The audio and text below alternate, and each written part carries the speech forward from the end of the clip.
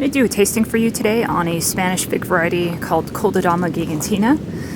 This tree in front is actually a rootstock of LSU purple. Back in February of this year, I went and top worked this tree with mostly Spanish fig varieties, and Dama Gegantina is one of them. I have great difficulty getting to the fruit before the birds do, even bagging them.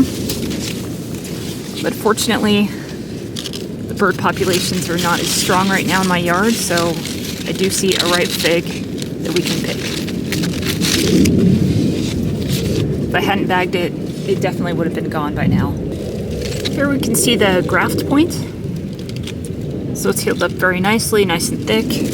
And from that graft, it's actually put out two main branches here, and then forked again.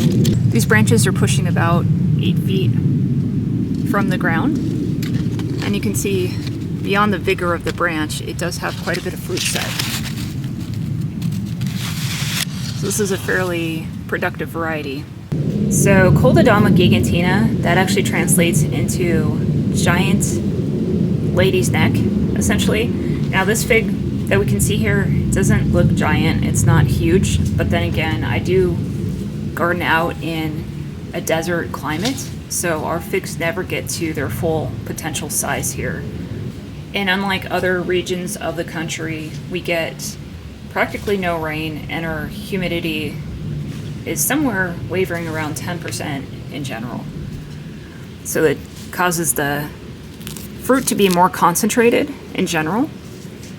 Now this variety does have an open eye, so you notice I pulled some medical tape off. I tend to do that if I want to preserve the fig to make sure that nothing's going to go into the cavity there, because I do have pressure from ants and I want to prevent them from spoiling it. Alright, so we can see that this is a green skinned fig.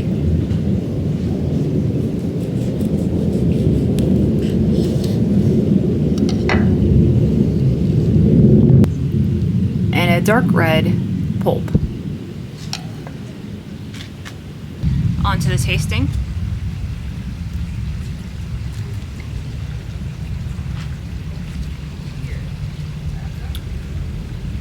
That's an incredibly good fig. This has kind of every aspect that you would want in a fig. It has a very thick, jammy pulp to it. It's sweet, but it has the right balance of acidity to it. It's not overwhelmingly sweet. I do find that the texture of the skin, at least again in my climate, is a little thick and dry. But similar to Black Madeira, that actually adds a nice texture to it.